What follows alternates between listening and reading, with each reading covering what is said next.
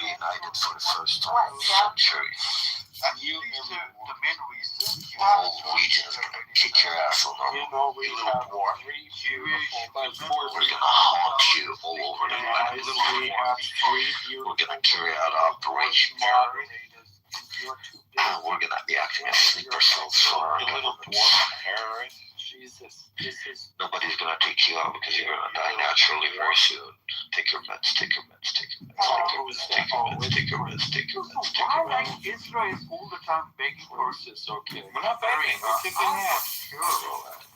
Isn't it amazing the way they break down a country 10 times its size? Yo, Alan, I watched the video and a remarkable victory. I'm amazed myself. Alan, it can only be done with the help of God. All praises to God. All praises to God. Can I speak to Alan? I don't think they're going to lose. Well, if Mr. Yarbash stopped talking to normal, then I can get a word with Alan. Normal? Have you got any daughters? Oh my God. Alan, I watched the video in the capital of Armenia, Yerevan, right? Yeah. Yeah, in Yerevan, they were opened houses to accept condolences for Ali Khamenei, the supreme leader of Iran. Oh, really? Yeah. You know why? Likely. Because all the Persians, they get married and they do the traditional, oppressive Muslim wedding, and then they go to Armenia and do the regular wedding with the actual gown and the drinking and dancing and everything else. Yeah, that's why. So. What's an oppressive Muslim wedding? Sounds like fun. Yeah, but I always like to talk about the Anthony Bourdain episode that he shot in Armenia. That was one of his best episodes. I thought it was beautiful. Did you ever see the when Conan O'Brien went to Armenia? No, I will watch that. Yeah. It's the whole thing. It's hilarious. But yeah, it's really good. Now, Princess, I think you got lucky with your nose. No, my nose isn't perfect, but I would never augment it. We're not Jews. Yeah, did he leave? I had such a nice picture that I made of him. Look at this. Boom, boom, boom. Look, guys. What's Grok AI is actually really fucking good. I like it. Let me show you the picture I made for him. Look at mine first. Wait, I'll look at it. Hey, fuck you all. Fuck you. Prince, your buddy Fred came in the room today. I'm telling you guys, fuck you all. Fuck you. I repeat, fuck you. Yeah, Fred is here. This is me and the Tunisian guy and that. Jabeli the training lover. Yeah, but I thought the guy behind you was supposed to be Goo. Yeah, they look like. I told him. Yeah, but Prince, I can also tell you, if there were people offering condolences, I hate people who don't speak proper English. Leader, it's probably the minority because the current government is very pro-American, so they're not going to say anything. Yeah, nobody did not care about your soon will be gone as we start kicking out the Americans. I don't know why people give their political views on this app. I hope you're paying attention how to kick out colonial powers from your region. The entire world is colonized. You can't kick out nobody at this point. I honestly think this is gonna be the beginning of the end for American presence in the region. I think these are the end times, Prince. You know what? Every day, I believe in that even more. Yeah. So why don't you get married, bro? You're 36 years old. Well, I'll get married and I'll go to jihad, bro. I'll get my wife in heaven. Why don't you? Or you're gonna get the I never thought of it. Today I gotta pee. That's a good idea, actually. The world's ending anyway, so might as well just wait for that. Okay, good plan, Prince. Yo, who's the fuck is talking about me, the chat? Prince, why are you breathing like that, bro? Can you stop? Is it your people? Who? The white fella? He's Korean. No way.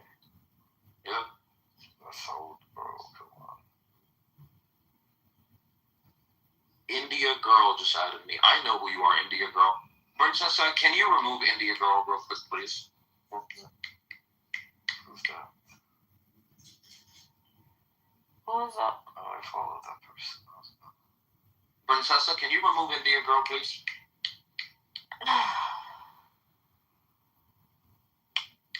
Chop, chop. No, don't. I'm back. Nigga, what? Give a fuck. What are that weed? Come on, Mr. Steve, turn it off, please. Young Lee. Y'all hate, man. Thank you. Haters in the background. If you're gonna play Louisiana shit, can you play Webby? I got that. And all you need to do is just play the first little verse, and you can cut it off. Can I play G shit? It is G. It's Webby. G shit. Can I play Webby? No, can you play? Are you gonna adhere to your guest, or you want to be just the only person playing what you want to play? No, Warren G. Can you play Webby? I got that. Oh, wait, are we rapping all our sounds right now? Before I play somebody else's shit. How about that? Can you just play the song one pump? Like, for real. You just played that bullshit. It wasn't bullshit. What are you talking about? One pump, just play music. I think, once he gets through the playlist, we should play something that rep our home, like that rep our hometown. See, I don't have no other device, but I can't play it over here. Well, if we can get through to even the playlist, Mr. Steve want to keep putting his. Right. Hey, don't be a hater all your life. One more time. Webby, what? I got that. I got that. Mm-hmm. Then I'm done. He's a Y'all can have a flow. Gangsters like gangsters. This how I'm gonna give y'all a little backdrop. This how we used to be in the club. In the club, y'all. This is y'all shit. Both I swear to God, I heard one of them. Feeling the type of your standards, and I'm with you, heard me? Look, look. I fuck a bitch just in real time. And I ain't fucking good unless she real fine. I got a lot of money, I ain't gotta lie. That you're the funniest spot, nigga, gotta die. That bitch is left out, bitch is apologize. That bitch is gotta die. That. Watson's like, on time. Why you look into all the black cities that once was. You know what I'm saying? And how many of those cities they came and destroyed. When you look at their history, right? Now you sitting there and saying, that was back then. That's irrelevant. And you don't understand how you got to that point, and now you're wearing the hat, their hat. You become like them. And that's why you're hollering, "We America." Because you have become like them. Point blank. Anytime a black man knows about geopolitics, he's a white supremacist and he's a Yes, he is. Because crazy, bro. let me tell you. Let me tell you. Let me ask you. Let me ask you. Some Gen X or some baby brother generations when it comes to knowledge of self and black power. I don't know where I'm from. You don't. You don't. I know I'm E1B1A West African. Ine Ife, Nigeria. My ancestors went through the transatlantic slave trade 400 years ago. I know exactly where I'm from. I know who my people are. And what was about? Well, King of the world today. King, has what was to do with Africa? Yeah, it has a lot to do with Africa, bro. Yes, it does. Talk about right now what America's going through with Iran. What Iran is doing to attack America. And if you don't want to face that, you're not a warrior, bro. Do you know? Let me ask you this? Do you know the history of Saddam Hussein? Do you know that history? Do you know? My brother, do you know? Do you know that history? I'm talking about the war, bro. I'm asking you, do you know the history of Saddam Hussein? Saddam Hussein, do you know that history? Some things. Did you know? Some things about the Ba'ath Party. Let me enlighten. First of all, Saddam Hussein, right, was an ally, was an implant by the U.S. government within what they're trying to do now. They're hoping that they can find somebody that can lead Iran away from their government. If you understood the history of religion and how it came about, you would understand the trick or the mind game that's being played with us. But Saddam Hussein eventually got so big, you know what I'm saying, that they had to kill him. Point blank, they had to kill him. Because these men, whether they're Arab, Caucasian Arabs, I call them Caucasian Arabs, or just Jewish Caucasians, you know what I'm saying? These tribes of people, because they all Caucasians, but they represent different tribes, are going back and forth between themselves. It has nothing to do with you, the black man. It has nothing. When you're not in their rooms when they talk. You're not. Unless you have sold your soul to them, you're not in their room. And the only reason why you have some type of an attachment to them is only in reference to the building blocks to what you have accepted and what you have become. It's not indicative of who you really are and your purpose of God. You don't come, the most silliest thing is to believe that man and woman was created to find their purpose. There is no, that is where you're on the wrong path. You was created for a purpose and a cause, not to find a purpose, not to find a cause. But you can't hear what I'm saying. And so you are lost in the shuffle because you think they represent what you have become. And what you have become what they are doing is on a whole nother total level. Point blank. I don't care if you say you're from West Africa or whatever the case may be. They came into Africa too. Got you worshiping a white Jesus. A God that don't look like you. You worship white Jesus? I don't worship white Jesus. No, you don't have no religion now. But I ask you, is a society, because in their courts they have a big sign that says in God we trust. Do you think the laws of the land is God's law or man's law? Can you answer that question?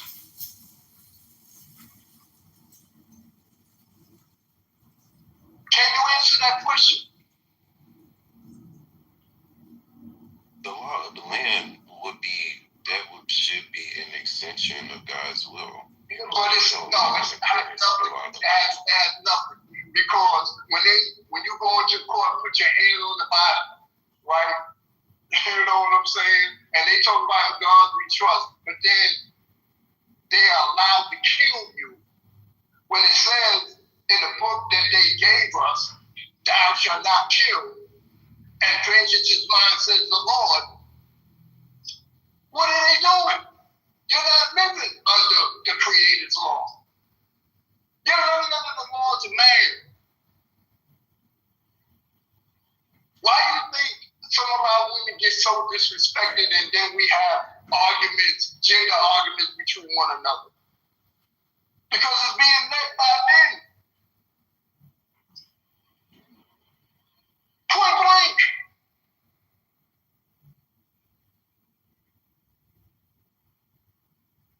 It's time you gotta wake up, man, before it's too late. Because there's a point where it's gonna get to where there is no return. And then you lose your soul.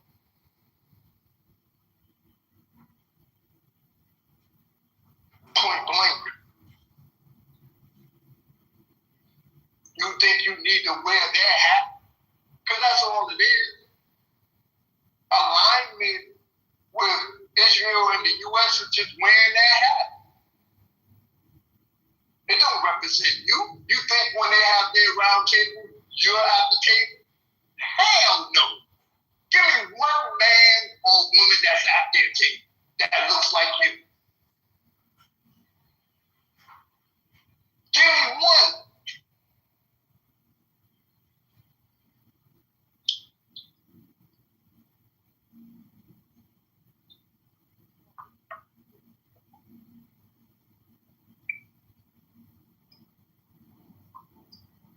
What are you asking for?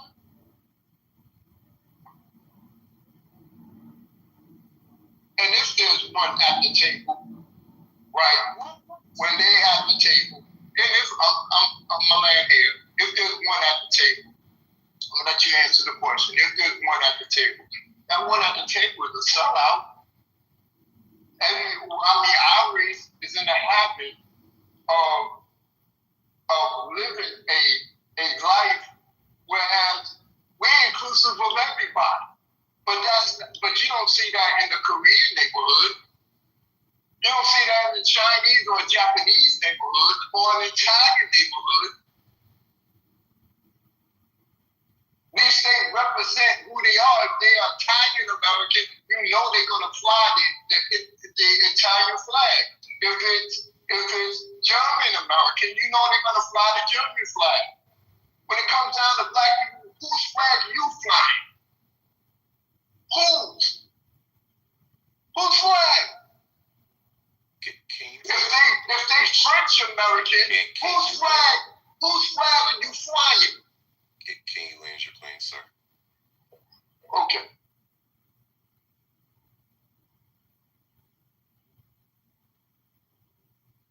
Not sure what his point was or what his question was. I was trying That's the question. Whose flag, right? If you get whose flag are you flying? What difference does it make? It makes a big difference because it shows where you're at from a historical standpoint. And what if you don't have a flag? What if you're out in the middle of the field with... That's my point. You don't have a flag. Who are your fathers? Okay, so who's your flag? Okay. What's your flag? What I'm saying is, if I'm in the middle of the field and there's other people in the middle of the field and nobody has a flag, what difference does the flag make? Jewish Americans, they do have a flag. I said, what difference does the flag make? It makes a big difference because it shows identity. It shows a certain nationality. To what? To where they from. If I take up a flag from where somebody else is from, does that make me better? No, it doesn't make you better. It makes you know who you are. No, it doesn't. It absolutely does not. Why it doesn't? Because a flag is just a flag. No, that is not true, sister. A flag is just a flag. Why do you make flags? I don't know. See, but that's the whole point. So how are you speaking on a flag if you don't know why they make flags? And because I'm trying to show you why You don't need to make a flag. Why do we sit? Wait. Why are we sitting here talking about flags? We're just talking about the war. Like the contradictions just got to be with it. I'm sorry that the concept. I'm sorry that the concept of flag got in there like that. But go ahead, Marcella. Go ahead. I'm Marcella. My point is, we take up allegiance based on a piece of material and pledge our allegiance to that piece of material. Meaning, if I'm in another country and I grow up there, but the place where I was born has a different color flag than the place where I've grown up. Now I have to figure out whether I'm going to pledge allegiance to their material or the material in the place where I grew up. It's a piece of material. It's got a design on it. Go ahead. Minutes. It's a piece of material, fabric, with a design on it. And because I live in a certain place, I'm supposed to wave it around in the air as if this means something more than the one that they're waving in the air. They're both pieces of material. People put emphasis on this. They put a meaning to this piece of material. And then they literally make laws over this piece of material. You can't let it touch the ground. You can't let anybody burn it. You can't let anybody walk on it. You have to bury it this way. You have to fold it that way. It's a piece of material. And it means absolutely nothing but what emphasis people put on it. If you didn't know that was a flag, if you go to another country, you were not familiar with their flag, and you see this piece of material laying somewhere in a room somewhere, you wouldn't know what it was. It would just be a piece of material to you, and it could mean the world to them. But basically what I'm saying is, why do we put so much emphasis on a piece of material to mean that this is where we're from and this is what we celebrate? It comes in like a god. And then you have to really look at this piece of material as this is what I worship, this piece of material here. And I have to go through the battlefield. Somebody's holding up this flag while other people are shooting bullets around it. So we have to think about, why is it we have loyalty to a piece of fabric for a piece of land that we don't own, that we can't control, that has no allegiance to us, but we're supposed to have allegiance to it. So yeah, I know what the flags are supposed to mean. I'm missing. Wait a minute, I'm missing. You lost me somewhere. You lost me. Yeah, what do you mean? You let me finish. Maybe. But you're not heading that way. I can tell how you talk. All right, Lord, go ahead. Curse me out. Go ahead. What I'm saying is, you went on for a minute, and you have your right to your thoughts, and I have my right to mine. And all I'm saying is, let us question why we go marching into war over a piece of land or fabric that we can never own, that we can never really put real meaning to. Are you talking about black people or are you talking about Caucasians? Everybody. Everybody? No, they have their agenda. If you listen to how you sound, they have their agenda as Caucasians. Even the 1% of them, they have their agenda of why they're doing what they're doing. Point blank, you cannot get around that. When you went to public school, right? If you went to public school, you didn't pledge allegiance to the flag. You didn't pledge allegiance to the flag. Absolutely not. Why would I? Y'all didn't say no pledge of allegiance, because when I went to school, you had to pledge. When I went first, second, third, fourth grade, fifth grade, we had to. First thing we did before class started, we had to pledge allegiance to the flag for which it stands. Huh? No, we didn't have to. You could if you wanted to.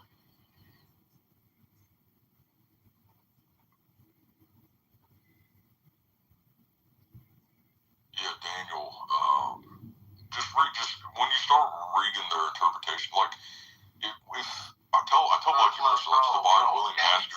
Stanton. Just FYI, we've been through this ringer. We've debated Black Hebrew Israelites. One of our boys, Adam K., was brought into the Black Hebrew Israelite community because he knew genetics. He's responsible for deconverting like dozens of Black Hebrew Israelites, right? Like, trust me, we've all been through this ringer. We know this side. Like, we know what. Oh, so he's all empirical then. He's like, He's a rationalist. Like, Adam is like a rationalist liberal. Like, is he still in the camp? No, he's not a Black Hebrew Israelite. He's just a liberal who decided to make fun of Black Hebrew Israelites and deconstruct them using genetics, and then make them realize that it's all bullshit. Converted like dozens of Black Hebrew Israelites. Hallelujah. I hope they find a church, because I know a lot of these individuals that are in there. It does help them with not doing dumb stuff like crime and all that, but it's a false cult. I mean, a lot of these Protestant denominations are all basically false cults. Yeah, I know. Yeah, I would acknowledge. I know some of the black dudes who converted to Islam though.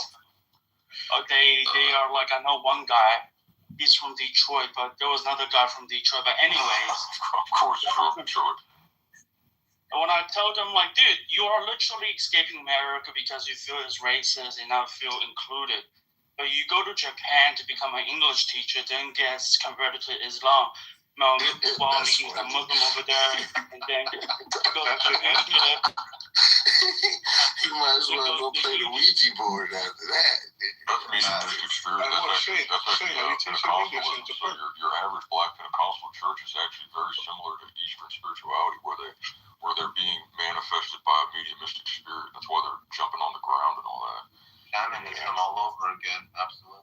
Same with evangelicals, right? Yeah. Same with a lot of these. Who's teaching English in Japan?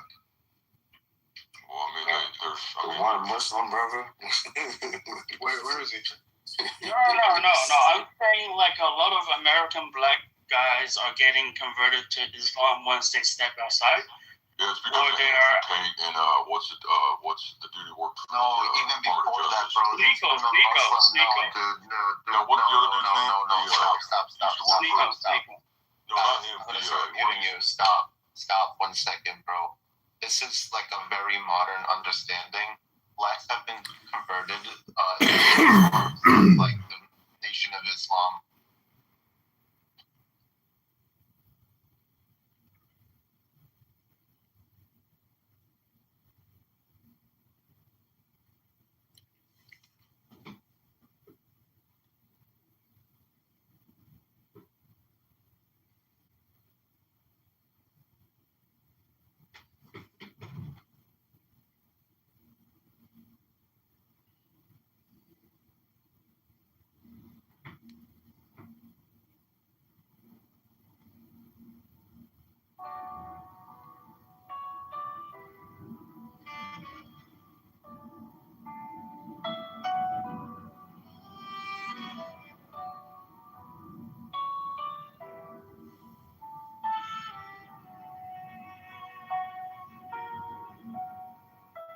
Jewish Shabbat prayer song, asking for blessings of health,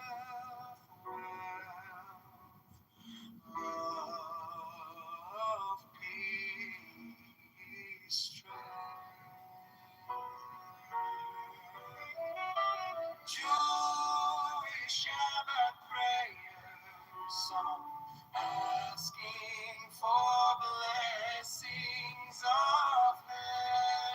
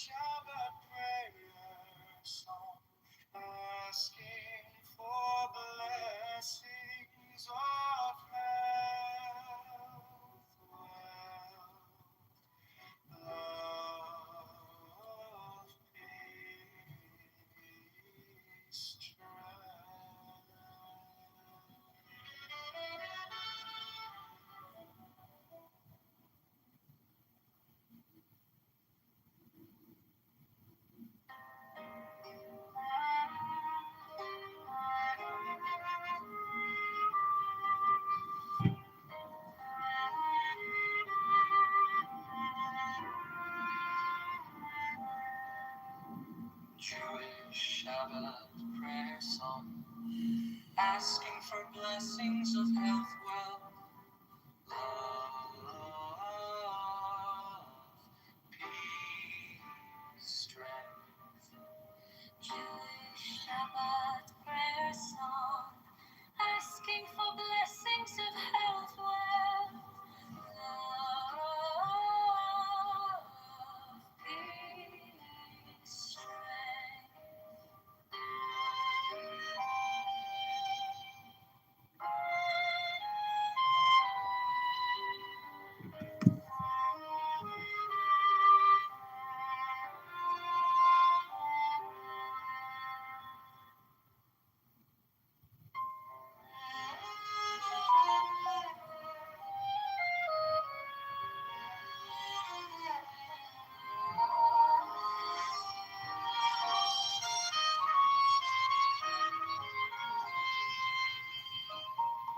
Jewish Shabbat prayer song, asking for blessings of health, wealth, love, peace, strength. Jewish Shabbat prayer song, asking for blessings of health, wealth, love, peace, strength.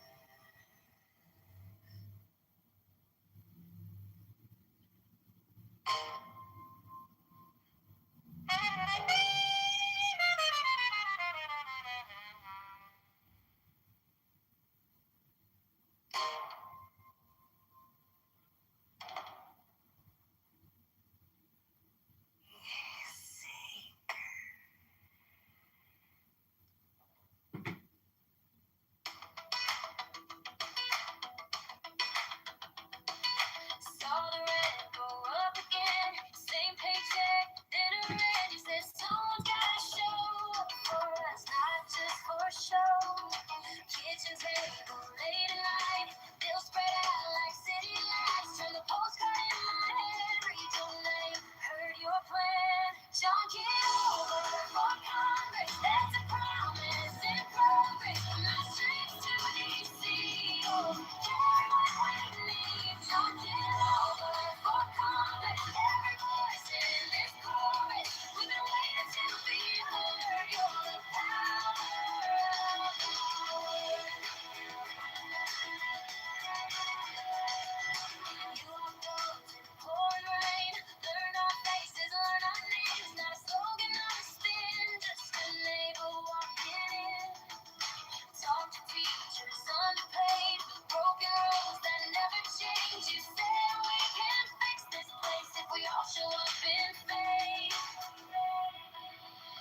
John Kitover for Congress, that's a promise in progress. My streets to DC, oh, carry what we need. John Kitover for Congress, every voice in this chorus. We've been waiting to be heard. You're the power of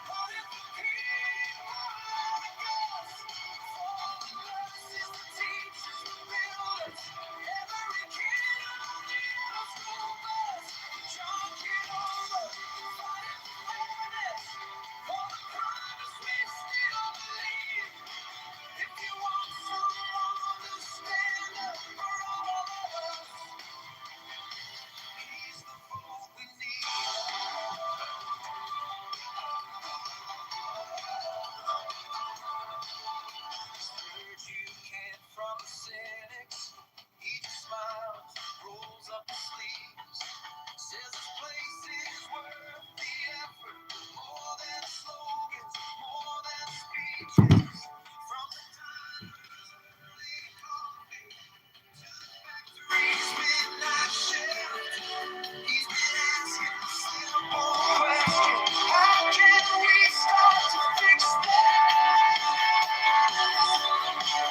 Kitover, running for Congress, running for people like us. For the farmers, dreamers, small town stores, they work around the morning bus. John Kitover, running for fairness, for the promise we still believe. If you want someone to stand up for all of us, he's the one we need.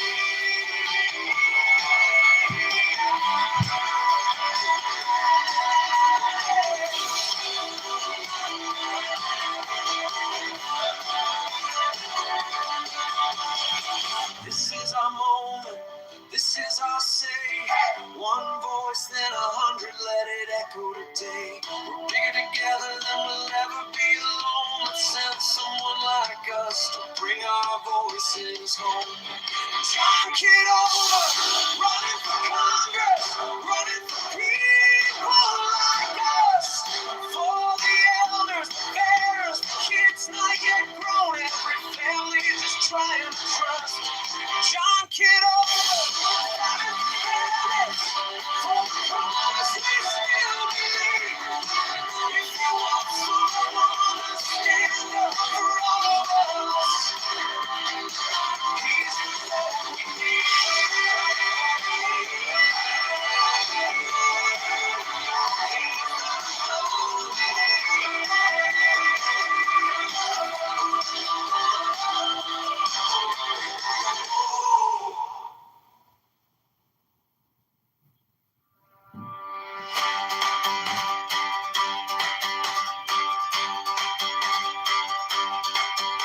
Name on the sign at the corner, name on the lips of the crowd. He's been walking these same old sidewalks, listening more than he's loud. He knows every closed up storefront, every school that needs a hand. He's the neighbor who shows up early, stays late to understand. John Kitover, running for Congress, running for people like us. For the nurses, the teachers, the builders, every kid on the old school bus. John Kitover, fighting for fairness, for the promise we still believe. If you want someone to stand up for all of us, he's the vote we need.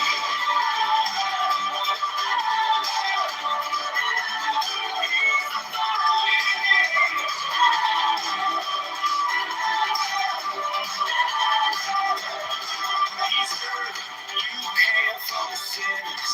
He smiles, rolls up his sleeves, says this place is worth the effort. More than slogans, more than speeches. From the diner's early coffee to the factory's midnight shift, he's been asking a simple question: how can we start to fix it? John Kitover, running for Congress, running for people like us. For farmers, dreamers, small business, working on the morning bus. John Kitover, running for fairness, for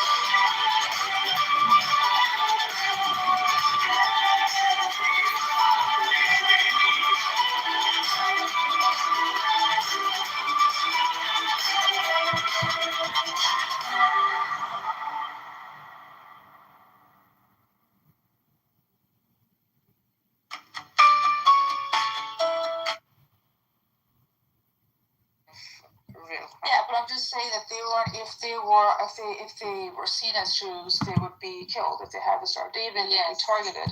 They would, right? Yeah. There's like a taxation. Yes, I understand that it's not equal for all people. But it's still not like stripping away your identity.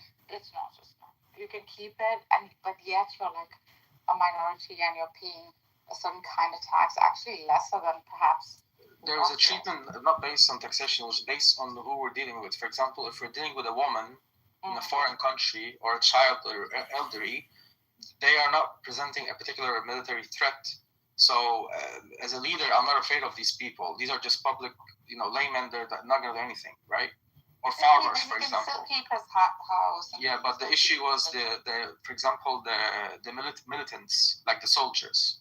These people that didn't have a choice. These people had either to become Muslim by force and become part of the army, or they're going to have to leave the country, or they're going to have to completely ask for a particular way where they can, because these people are literally soldiers. That's the threat. So it's based on the threat level.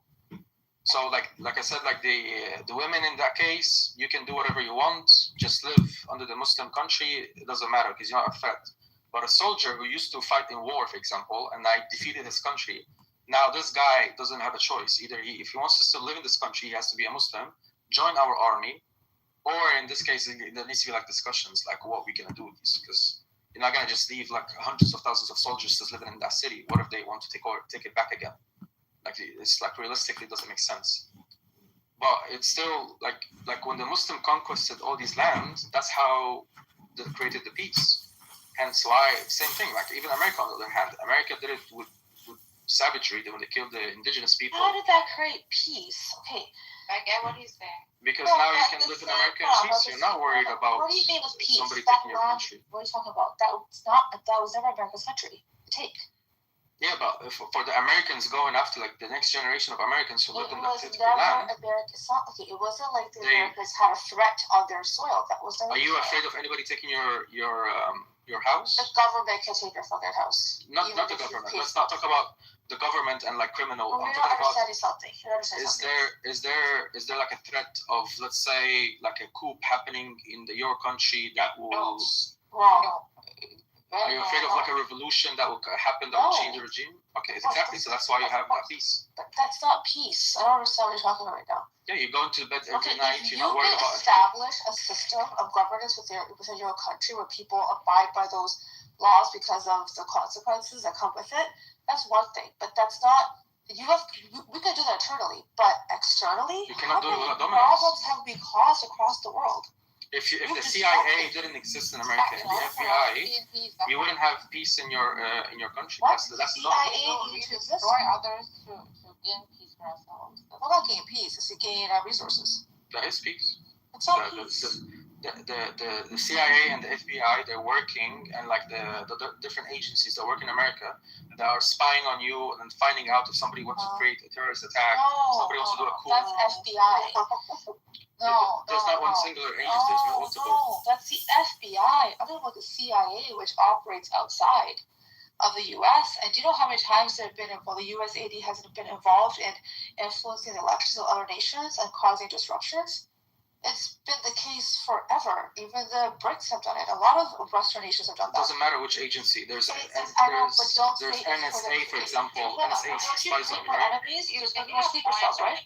You're missing the point here. They're missing the point. I know, what I'm saying is enemies, and there's sleeper cells that do erupt that can cause harm to your citizens because of the actions you're taking outside the. Yeah, but like I said, again, in America, you're not afraid of for most of the part, other than criminal acts, which is obvious in any paradigm. But for the most part, you're not afraid of an external threat coming in, attacking you, living in America, because your country, your government was able to establish a dominance and take over the entire land. What's bullshit? Trump actually just said it earlier. Is Canada threatening you to take your land? They're threatening to turn the power off. What are you talking about? Is Canada threatening to take over America? Is Mexico threatening to take over America? Turn the power off. Are the indigenous threatening you to? They're going to take back their land? I mean, it'd be nice if they could. I'm asking. You're saying you don't want to agree with me. I'm saying America established dominance. They took over this territory and they established their country. In my opinion, Who's threatening to take over America? Single entity. The threat is the government, Everything not is more fine. than any single entity. We're not. That's not what we're discussing right now. My gosh, he's saying once you've established dominance, then in doing so, one can have peace. It You doesn't can last remove long. all Have you whatever seen it the is, history? right? Insecure. Yeah, but have you seen what happens over time? It doesn't matter. That's the only Yeah, method. yeah. Over time, it could like deteriorate. That's all the point. We've seen it. Yeah. Go, like, in When the Ottoman became It lazy never and they didn't ends well, continue, guys. It has never ended well. Historically. it doesn't matter. That's the only way you can establish any country. You have to force it. You No, have not to make it necessarily. dominate it. That's the only way. Not necessarily. You're not understanding how. Okay, give me an example of a peaceful country that it was established by peace. It was divided by violence. People in India. It wasn't annexing land of others, indigenous people that existed there. It was actually. No, I want a country that was established based on just lovey-dovey hippie No, you're understanding something. People have issues. Even the indigenous had issues because within each other, right? You can have tribes going back and forth. You can have that on a very, very small level. It does not get to the point where you have, widespread violence, because whenever there's an external threat, it's very, very detrimental. I'm not answering my question. I'm asking about. Give me an example of a country that was established without any wars. India? India was established without any wars. No, Africa. Africa Africa is a country. Continent. Most of it has not been established where they're It's so taking other American. people's land. No, but you're not understanding something. Was India established without any wars? So, of course, It was in 1948. There was a partition that was forced by the No, Brits. before that, there were lots and lots of There were among smaller kingdoms. among exactly smaller kingdoms within themselves, but not the nation as a whole. So I'm pretty sure if I go back to the history of India, I'm going to find hundreds of wars. Like, I don't know why you give me India. Within groups within themselves, but they're not trying No. The take establishment over of the nation. India, the establishing. I know even for a fact, by the way, from the Islamic history, Okay, that tell me. they took Wait, over. first, can we just talk about history there? India was taken over by wars by the Muslims, and they Yeah, I ruled know. over I India. know the Mughal Empire. I know. We fought the Aurangzeb and defeated him. Yes, I know that. But under the Mughal Empire, there are other leaders who never did any type of forceful thing. I think Akbar the Great, Akbar the Great. He was somebody that was The secular. Rajputs were fighting. That area was always. Even from the BC, you had. But you understand something, but there was attempts. There were multiple attempts, right, to try to annex, take over, and control. That's one thing. But you're not did the Mughal Empire ever win? In 300 Did the BC. Mughal Empire ever win Not to Mughal. establish? That's not the point. I'm talking about Mauryan Empire. Always need to attain dominance, and in doing so, if those who dominate are like peaceful, good, cater to the well-being of their people, the collective, after they have attained dominance, that area will flourish. This is what he's saying. He's saying the starting point, however, would have to necessarily be some kind of like destructive. All needs to be war. Look, history Some of kind India war from. in which, like dominance can be achieved, something So like that. you Correct had or not? yeah, exactly. So Mahainapads in 600 BC was 16 major kingdoms, and then they came frequently fought each other. That's in India. Then you have the Magadha expansion, and later on Mauryan Empire in 300 BC. Then the Kalinga Wars in 261 BC. Like any country you're gonna bring is always been established by wars. External. No, Internal. Internal. I never said external. So was India divided by those different tribes? Yeah, it was 16 different major kingdoms. I know, They used to yeah. fight each other. I know, yes, I've already established that. Yes, there's going to be fights within any nation, So right? in this case, you need to concede to the point that doesn't exist a single country in history. But India was not established. There was no fight with another. So do you understand my question now? My question was: is there a single country that ever existed in human history that was established without war? It's not established. It's not established. It's not being established. Again, you're very. Okay. Is there is India answer the was question? hold on for a second.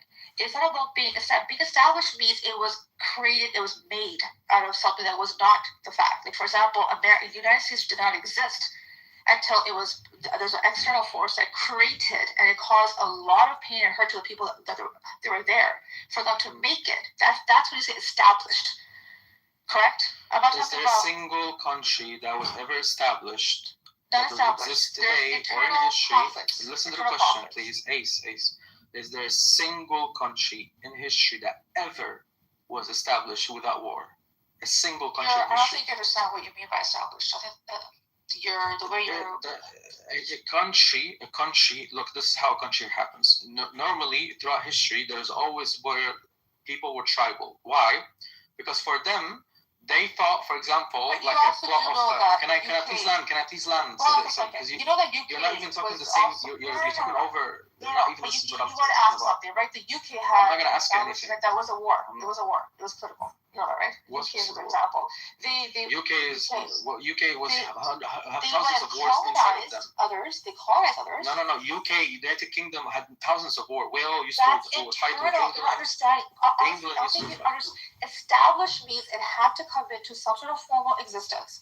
It had to fight somebody who wanted. Ace, you're a very bad interlocutor. What? You're a bad interlocutor. You're not Okay, engaging you know the what? same Go point. ahead. Go spew. No, I'm saying you're not even engaging the same point. That's because because you're not wording it right. Has there ever been a nation without war or conflict within? Talk about countries. Talk about Nation, countries. country, whatever. There's always been conflict within. Always. There's always been a fight of resources. No, I'm saying countries do not pop into existence. Countries happen, but why? Every single country has the exact same formula. A bunch of tribes or a bunch of nomads. Everybody had their own territory, but sometimes they will fight each other because they want somebody. They want I want where you are, and so on and so forth. Then comes a guy who decides to, you know what? Let's unify together. Let's create alliances instead of fighting each other. Let's get together, and then that develops into a country. That's always the same case, right? It's always a division. Somebody comes in, said, let's get together. He gets together, he becomes the leader, and then creates borders. This is our borders. This is us. And then either expands and continues as a country, or then later somebody else who had a bigger country takes them over, and then it changes and so on and so forth. Somebody That's had how a bigger country that this took cycles. over and changed it. Yeah, there's a bigger country. I'm confused. Yeah, like there's countries who used to exist and now they're gone. They don't exist anymore. Like for example, The idea of nation states is not. It's more recent. There's a lot of countries that they're gone from history. history. You see that. Yugoslavia. I understand that. But what I'm trying to tell you again is, at one point, this whole idea of countries establishing borders. This is more of a modern invention. If you go far back enough, it wasn't done in that type of way. Egypt was a country. Egypt was literally a country that had its own borders, and it has its own system, and it was invaded by other people. Well, look at Palestine, right? Palestine wasn't really a country, but yeah. Well, people. So you don't see that Palestine was invaded in essence? Yeah, after Sykes-Picot, it became a country, but before that, it wasn't. So. It becomes like are we agreeing with Sykes-Picot because I don't agree with borders whatsoever. I don't care about Sykes-Picot borders. I'm saying like as a historical reference, after Sykes-Picot, now you had the borders of, you had the Palestine as a country, as a state, its own flag done by the British. They decided this is your land, and then everything happens. But that's a different topic.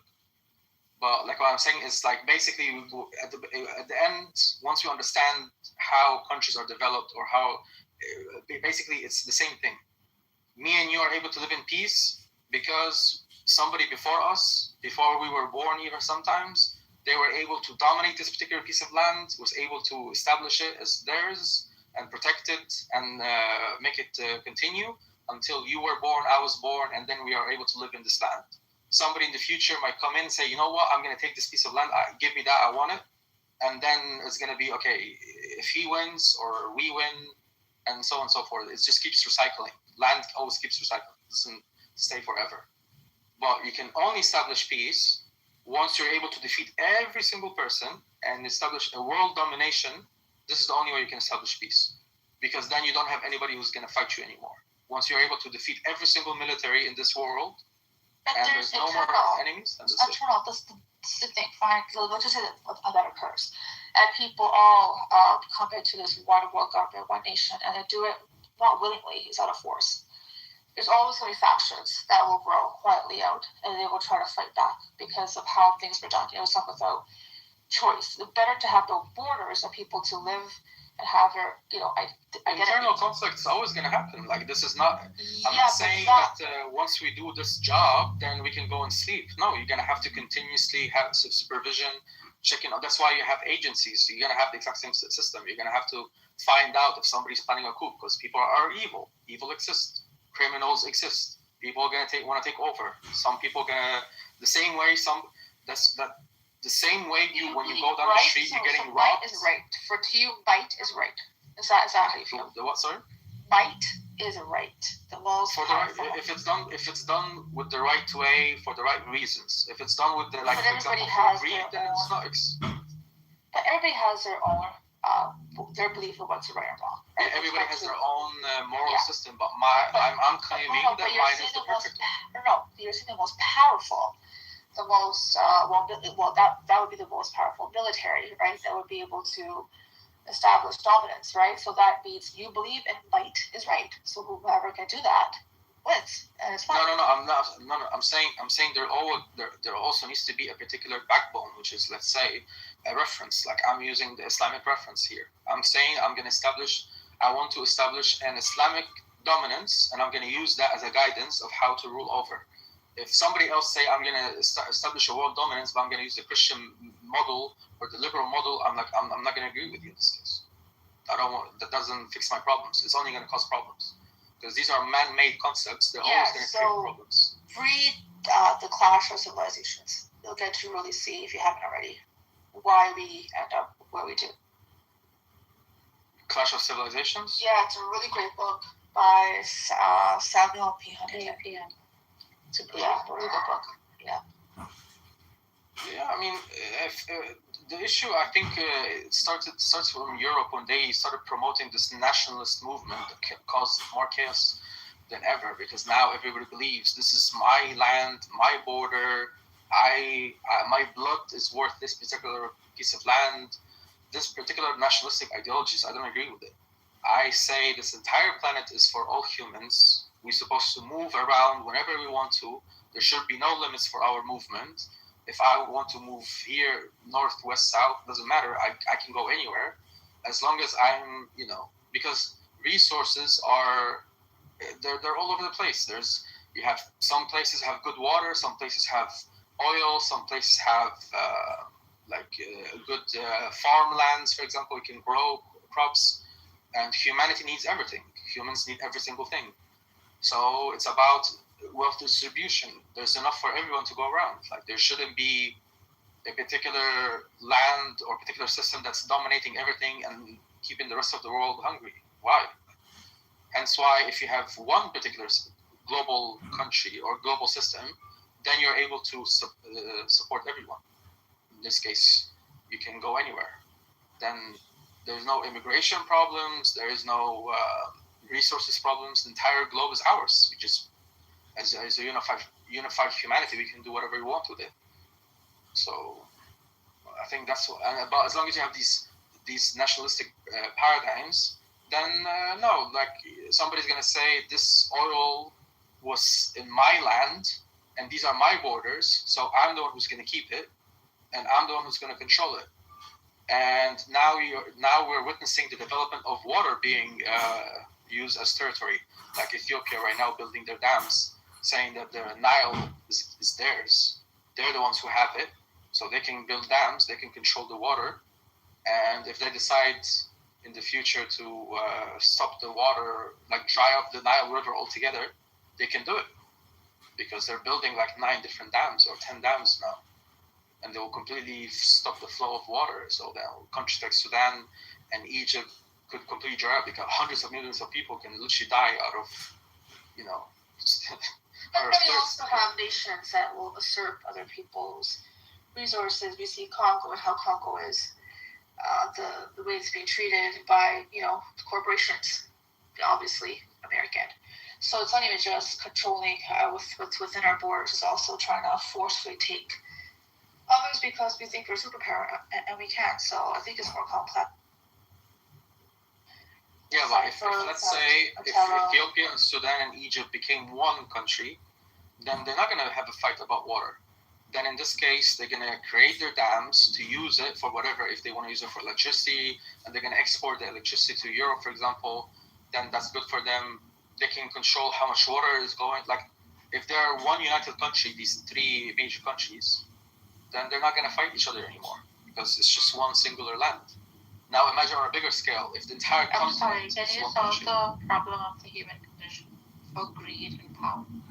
The day you solve the problem for the human condition, our desire for more and more, because we think there isn't enough, right? That day is when your model is going to work. The symmetry breaker here is power and greed. Yeah, the way I would deal with it is like, I don't want to change anyone. Like this module of we're gonna teach people, or we're gonna change them, so we can create a system where every single human wakes up in the morning, prays, goes to the gym, brushes their teeth, and then goes to work and come back, and they're happy with their family. Like I'm not gonna be able to control people and change their life. The same way you're not able to change, for example, your partner. Like you cannot change them. You cannot change human beings. But you can anticipate what they can do. You can predict them, just like a child, like a baby. If you put fire in front of a baby, more likely than not, he's going to try to play with it, right? So to solve that problem, what do? You separate the child from the fire. You put a distance between them, right? And then you teach them over the time, like, this is bad for you, and you're never going to be able to like watch over them all the time, but like eventually they will get it. So that's exactly what we're going to do. We are not going to anticipate that we're not going to teach people, or like we're not going to change their character, but we're going to basically say, we have this much resources here. We need this much people for this particular project. This will be funding this. Like, we're going to be transparent, and that will then people realize like there is no need to be greedy because there's enough to go around. Like, once you have transparency, for example, then people will realize, okay, now it makes sense. Like, and you're showing like you're not making. This happens when like the cabinet or the leader or leaders,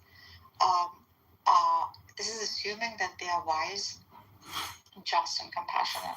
You're building a system very idealistic, Abdullah. And Plato came up actually in his Republic with a very similar system to what you're proposing, and he called it a noocracy, where like the leading figure and figures, the leading figure is a philosopher king. So what he meant by that was the wise man. It's the rule of the wise, right? And the cabinet under him, who administered people too, had this particular quality of wisdom. And in doing so, they knew what is best for their people. So this is a non-democratic system of governance. Of course, you can refute it. It has its flaws. It wouldn't allow for every voice to be heard. But basically, it's saying that when you allow for every voice to be heard, some of who may have like lower intellect or just not wise enough or dominated by greed or power, the smaller people, they make wrong choices. Like Trump, for example, is one such choice that has come out of like a democratic system, for example, right? It was not a wise decision, one can say, right? And then those who elected him, namely the majority, would say, no, this was the best we had. So what a philosopher king does is he eliminates this whole process, and he becomes that voice of wisdom, mercy and compassion and justice. Now, is it possible? By the way, this was also what the Iranian Vilayat Faqih was built on democracy, supposedly. But we can see that this too somehow fails at some point, right?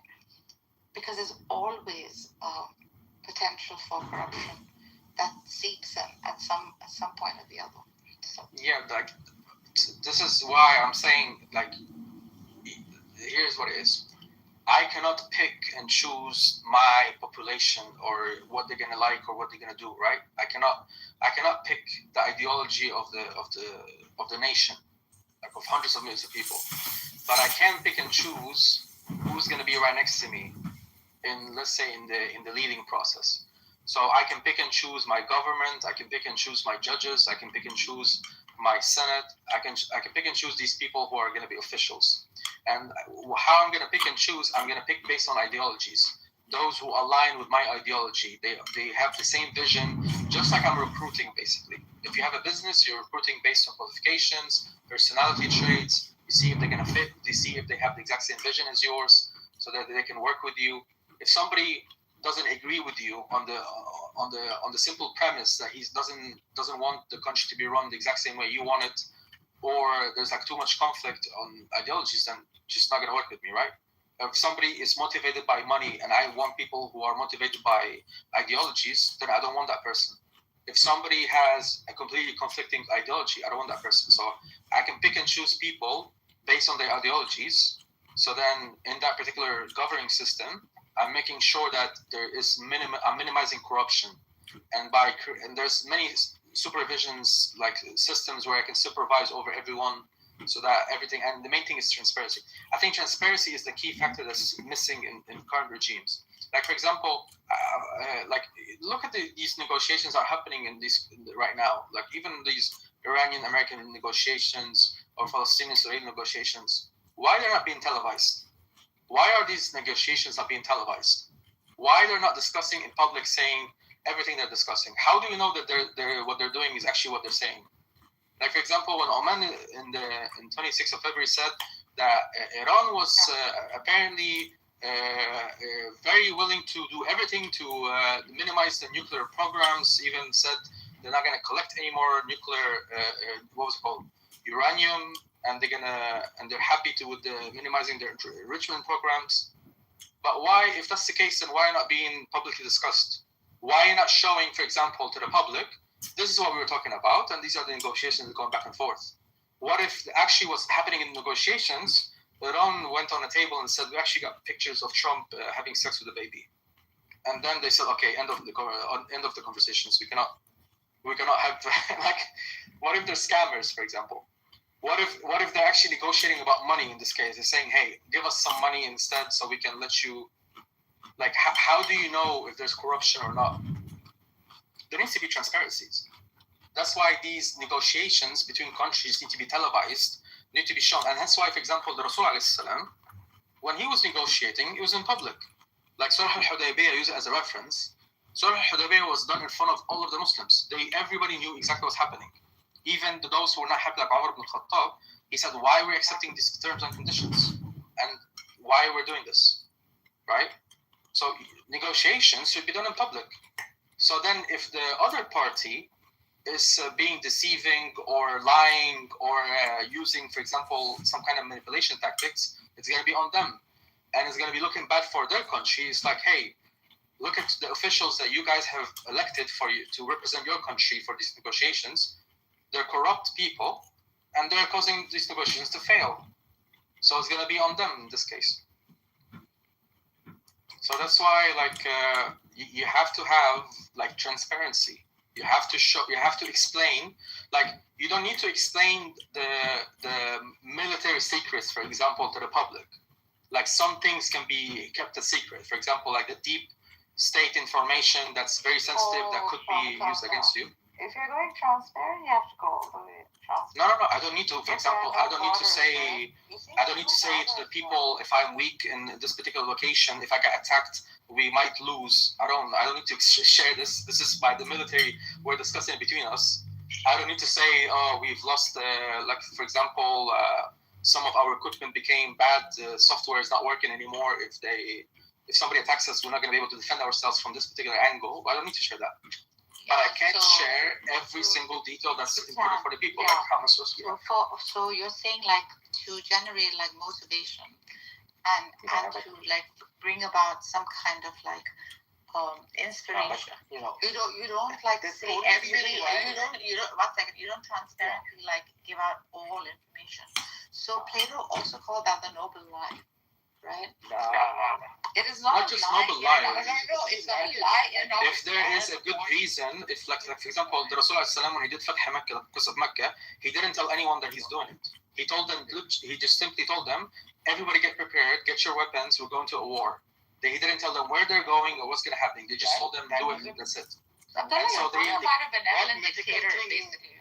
No. I'm saying that if there is a good reason for me to hide particular information, this figure, this archetype, this leader is a benevolent dictator, basically. No, it's not. It is. Abdullah is a bit right, but okay, it doesn't matter what the Yeah, he's right in quite a we few don't know. ways. But the problem is that the current leaders, the Iranian leaders as well as the American leaders, they actually don't feel the responsibility that, or they don't want the people to know.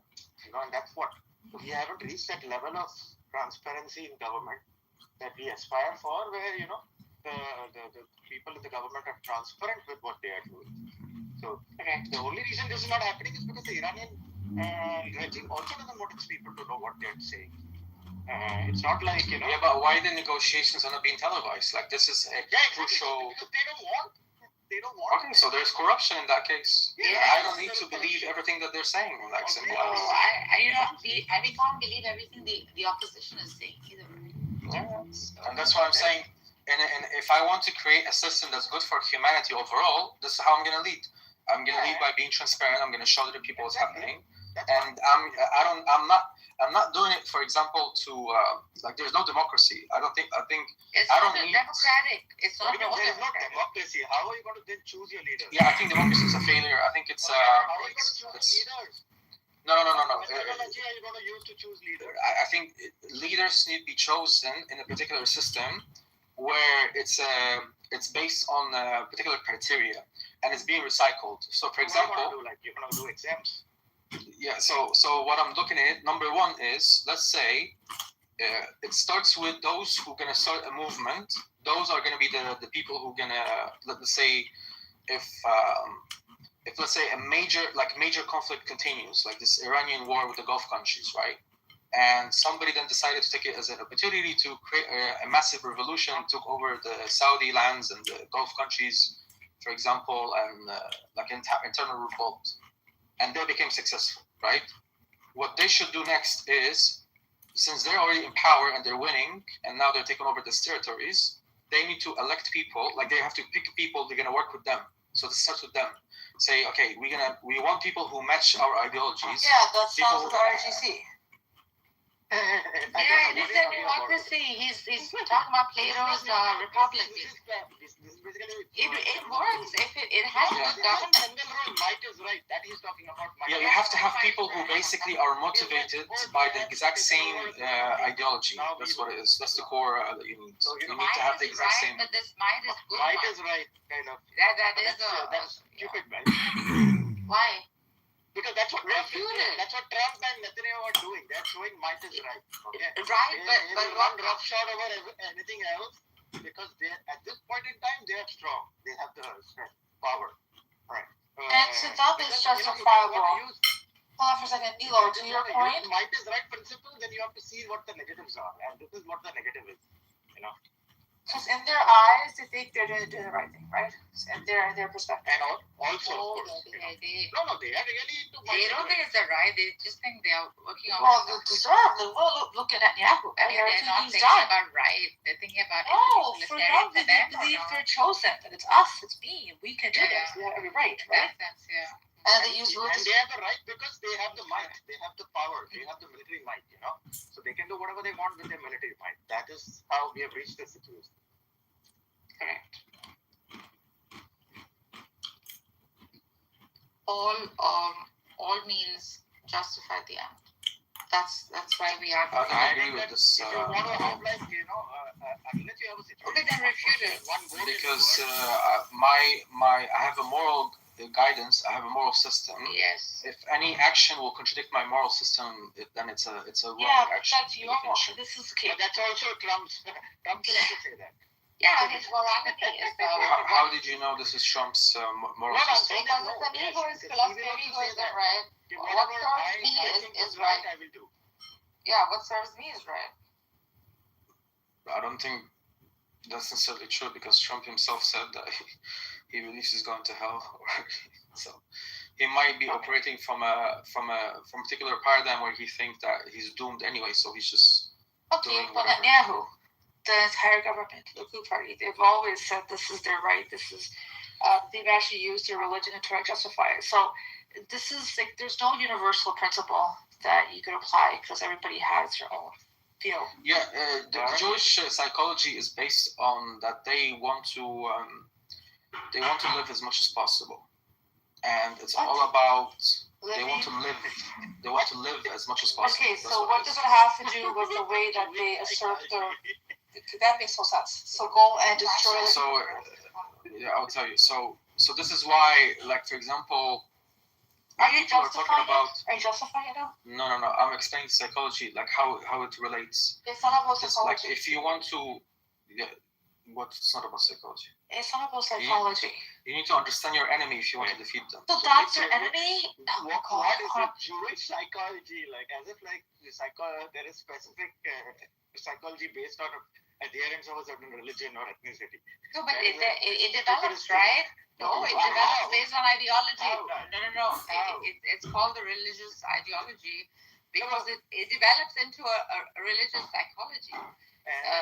Eventually, if I keep telling you you're special, chosen, and important, at some point, no, not everyone says that. Christian ideology is based on original sin. What are you saying? Not everyone says that. You're born freaking tainted within the Christian ideology, right? This is all bigotry. Like for example, do you know if you want to? Nothing. You're just pausing your opinions. It doesn't matter. You don't pause. You're just pausing your opinions. No. Jewish with Islam, and then you fight the freaking attack the argument. Don't give me. Yeah, that's what I'm doing. You're painting a broad brush. You're taking an ideology and saying that this ideology has a certain psychology. That is what you're doing. Do you know, for example, some other ideology? Okay, so for example, it develops into it. Stop being a Gaudu. It develops into it eventually. That's what he's saying. Do you know what's the Israel weak point? Like, what is the weak point in Israel? I mean, of course, everyone has a. What's Israel's? Israel's actual weak point? What's the weakest? Like, what's their? If you want to attack Israel, what's the most thing you can? The U.S. they depend heavily on the U.S. for their military. It's not a weak point. Right, what's the dependence? What is their biggest weak point? I'm asking about a random. I'm asking about what's their critical weak point? What's their number one weak point? Water, I don't know. No, it's the actual people. That's what I'm saying. It's like it's related to that. Their weakness is their people, because the number one, their little numbers compared to the rest of the world. They're a minority, and they cherish their lives extensively. They care a lot about their own lives. For them, like for example, Muslims, they have the concept of shahada, which is giving up your life for a particular goal, whether it's for jihad or for your family. It doesn't matter. Like they have this sacrificial aspect of it. So for them, life is a purpose, and it can be used for a particular. It can be served for a particular purpose. If let's say for winning a war, I can go and fight and die for this goal, then I will do it. The Jews, they don't have that. They're fighting to continue living. So that's why when people are talking about that Israel is losing money, Israel is spending too much money on this war, that's not the weak point for Israel. They don't care about these things. They know money can come and go. They can make it back again. They will figure it out. Like it's not an issue. Money is used as a tool to prolong their lives as much as possible. So attacking the Israeli people is the actual weak point, and hence why they're creating these extensive wars to push away all the threats. They don't want people to be closer to them. They want it to be people outside of them as much as possible. That's why they're building the walls. They're pushing America to make it worse for them. No, it's called the were Greater Asians, Israel. all this That, okay, this is so some of these things that they call a threat, there was no threat eternally. Like if you look at what they done with Lebanon, right, trying to take their land, it's out of perceived threat. It wasn't like they were threatened, right? A lot of this has to do with expansionism. Okay, they do have this ideology of it's actually in the Likud Party charter. The whole river to the sea that starts with them actually. They do believe in taking the biblical or scripture and applying it to justify annexing land. So if you have not been, or even that war with Egypt, right? They didn't even do shit. Oh, we think they might attack, right? So a lot of this is on perception, and actually puts more of their people in danger when you go and keep on hurting people that have no ill will towards you. You create more enemies when you do this. But why they're making these, you need to understand also what's the actual motive here, or what's the mechanism that's moving them. Motive. Yeah, why they want to do an expansion. Give it to you. They believe they're entitled to it based upon their book. Right? Yeah, and why is it important for them to achieve because of their religious beliefs. Yeah, but why? Why this particular belief system exists in their belief? Okay, listen, they have this whole idea of end times and downfall prophecy, right? Which is one thing. But again, for you keep telling me the same thing over and over again, as if somehow their ideology, like you keep saying people do things, right? And as long as if you do things under the right context. What you don't understand is a lot of people have varied beliefs, and some of them we don't agree with. About Israel, the Jews specifically, why they care so much about. I have a devotion to Padre Pio, and Padre Pio recommends that you go to confession every week. I do confession every night with God, but I only go to confession with the priest 3 times a year. Iranian, Libyan women can't confess. Yeah, I always found it weird that you don't see their face when you're talking to them. It depends on the church. Some priests do it face to face. Some don't. Well, a lot of it is in that room, right? Where you don't see them. Yeah, it's in the confessional booth. Yeah. It's not psychiatry. I always found that very weird. Why is that weird? Nigga, I'll find you weird, nigga. Maybe I watched too many horror movies and it's not weird. You just sit down and they slide the thing open and they start talking. Yeah, but you don't see them. If you see them, it's different. Well, that's the whole point. It's supposed to be anonymous and private. That's what.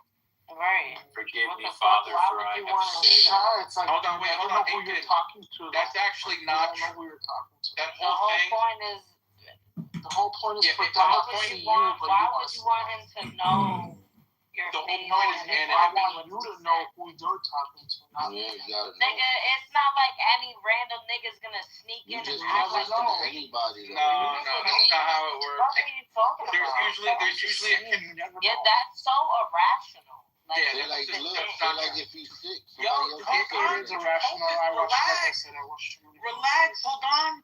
It's a confessional booth, and there's typically a line, and you wait online until you wait your turn, and then you go. Someone else should go in there, though. Hold on. That our confession is to God. It's not to the priest.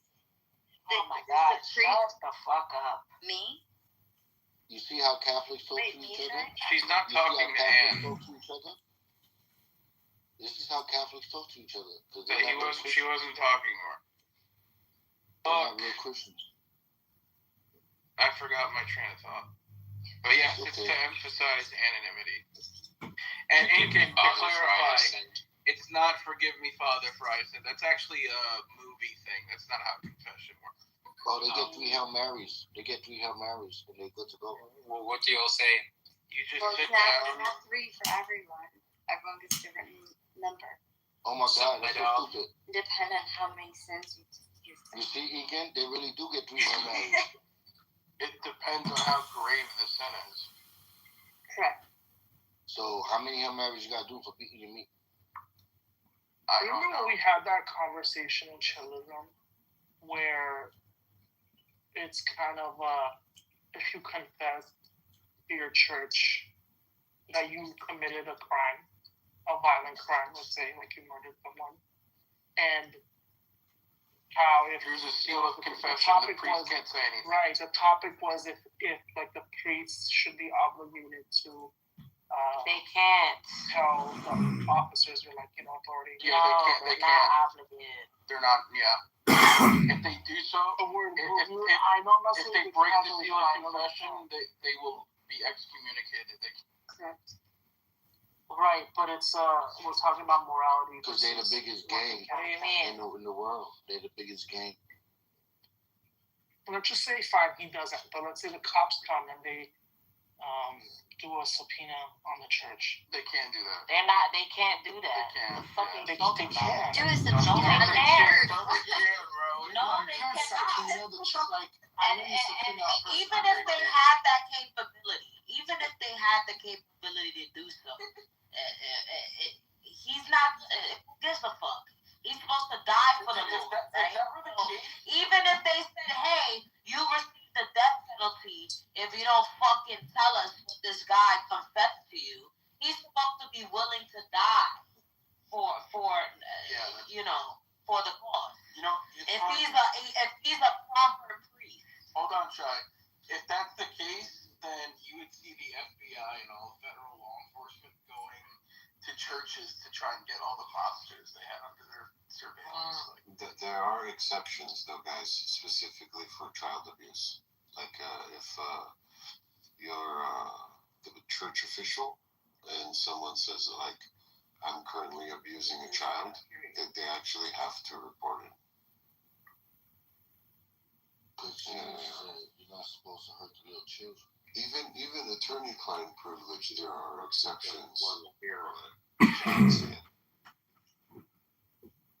Yeah, but this is something that stays between the clergy. But so what if you murder the child? It's not like. Yeah. I think the key is if it's an ongoing thing, right? Right. If it's a sin, if it's a sin, like for example, if it's a sin, It's considered a sin. right? If it's a sin that they confess that they have no intention of repenting for, or if they have no intention of stopping, then they won't give them absolution. So, So the priests that you confess to, are those priests? Wait, are they allowed to have children or no? No, their dicks don't work. No, they're not. Nigga, your dick don't work. Get married either. No, but there's ones that do, right? Okay, so us, like me and Shai, we're part of the Roman Rite, the Latin Rite, which is the main rite in the Catholic Church. Eastern rites, like Byzantine Catholics, I believe they can be married, but they have to be married before they're ordained. Once they get ordained, they can't get married. So it depends on the rites. That's why they be touching little boys. So imagine if you go and confess that you killed the priest's son. Like, what are they gonna do? He's gonna be a fake These priest. fucking hypotheticals are just retarded. I'm just The law or the Guru had that stands for everything. It's considered like a sin for a priest to It's a tell moral people. sin. It's not. Y'all are not So let's just put understanding. this with the hypothetical though. If a priest had a son before he got ordained, or a daughter, and he got ordained, and he's listening to people's sins, and someone comes and says, "I killed your daughter." The same rules apply. Yeah, the same rules apply. And him as a priest, right? He's gonna have to forgive him. Right, Yeah. and priests That's can't how. have children. Hey, Wait, Is so it- that, I have a question then. So if they are married before they're ordained, what if, in the which I'm not privy to, so I looked that up. But like, if they got married and had a kid before they were ordained, is that okay? Yes, that is okay. Yes. Can they have children after they're ordained? They cannot have children afterwards. Only in our church, if you go to a priest Those kids And would be you considered tell- bastards. and you tell them that you killed somebody, like Like it's your the same kids? thing. Like they won't get involved. Or if a law authority comes in I and mean, asks questions. I don't think we really talk to our priests or Yeah, like that. We won't. church Yeah, we people won't like that. confess. Right? Yeah. But Because Unless they're you say if they did. Christians. Yeah, real Christians. I mean, I think it would just depend on the dude. Some might snitch you out. If you don't confess to the priest, as in like ask them. What is We're talking to you guys like that's weird that you see the face. No, because we're talking to God.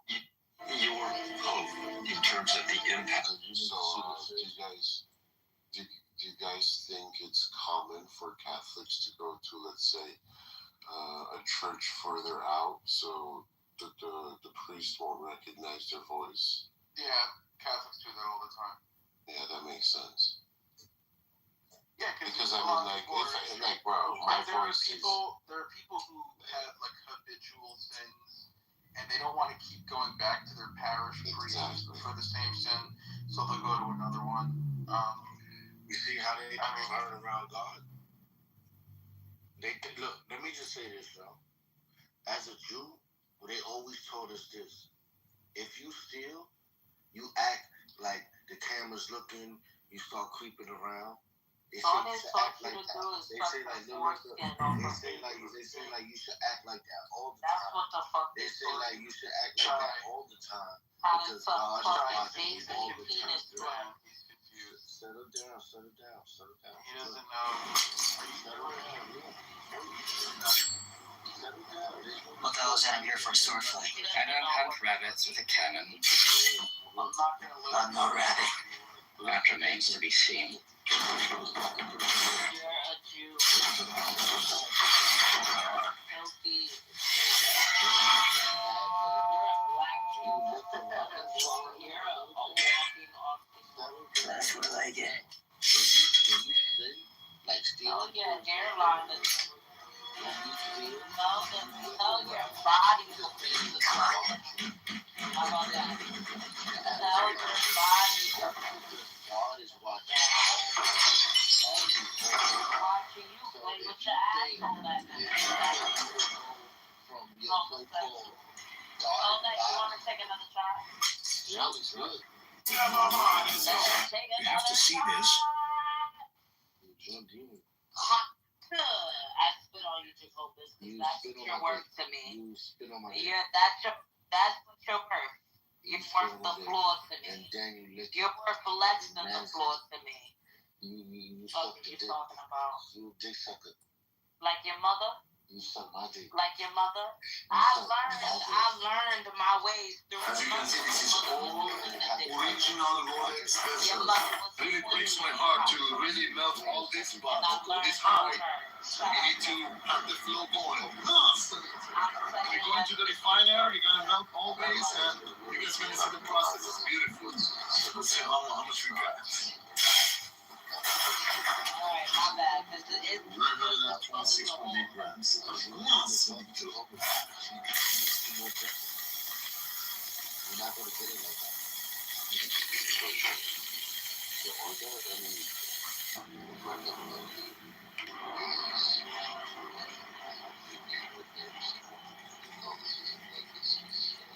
Let's go, baby. Let's go.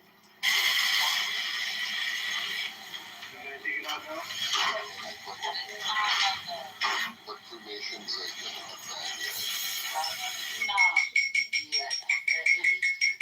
This time you don't lose nothing. Yeah, I know what you're What trying is to the do. milk that is? Sometimes some people they melt, they lose few grams. So the question is it gonna be over 100K This is or under?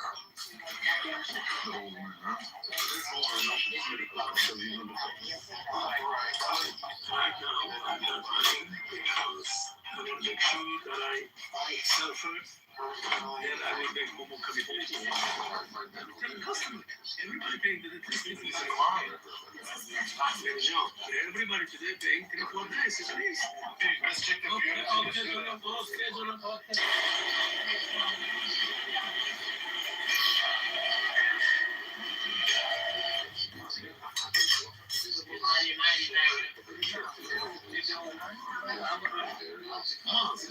Let me ask you a question. If you're gonna send this, how much is the value now of this service? Can you tell me how much it comes to? Money? This is the magic number. Yes! I thought it was gonna be like another. Mazzolito. As you can see, this is all original Rolex versus different. Like during like the time like the Civil War, that's like when it changed. Like people used to like spend time with the dead body like days after, right? And then it's only like after the Civil War where like this kind of they started like you raised $2 million. I want to know where the tampon money is. kind of like really took over. But you know what else happened? You know what happened during the Civil War? During the American Civil War, embalming technology was researched and progressed. And then you lie about being Muslim and you're not The last time embalming was studied that much was in like ancient Egypt. And the reason they needed that is because, right, the soldiers from the south would die up north and vice versa. So a lot of fucking... And then you lie about being Muslim and you're not because you're atheist. To preserve the bodies.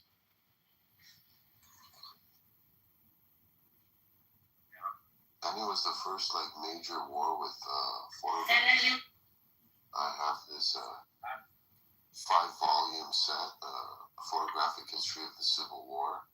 This is crazy photos, man. Crazy fucking photos. You say the most disgusting things that just make me question. I'll be completely honest with you. I think culturally, there's.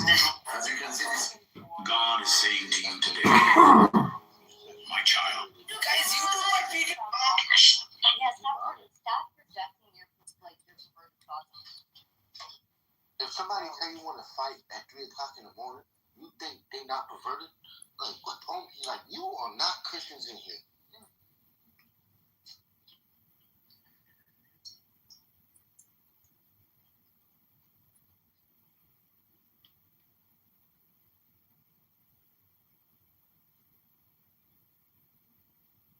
To be able to do that. We try. No, you don't. I don't know. You go over there. Chinese or Japanese? Which one are you? Yeah. Rice is rice. It doesn't matter, bro. Whatever. Are you Japanese? What is Korean, bro? Whatever. Doesn't matter.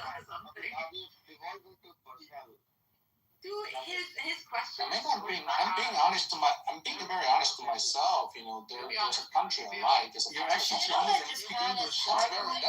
That's very clear, I think. Before you critique another country, hold on. Do you know that Japan is heavily reliant on Middle Eastern oil? Actually, it's actually. And so what? I mean, the entire world is. The entire world is right. I know. The And when entire you world is. critique, If you like it so much, go live there. Yeah, exactly. If you like so much, go live there. That's it. I'm telling you, if you like the oil so much, go live there. I don't like the oil there. I mean, I'm driving a Tesla, buddy. So what do you? I don't need your petrol. I mean, exactly. You should be telling that. If you love your own life, go live there. I mean, you are being double standard. And where is the electricity coming from for the electric car? Where's that electricity coming from? I mean, that's logically strange, don't you believe? Okay, you bought oil from Iran, so you're gonna lock Iran. I mean, what's the point, buddy? Fool, you're not allowed to. What's the point? Aren't you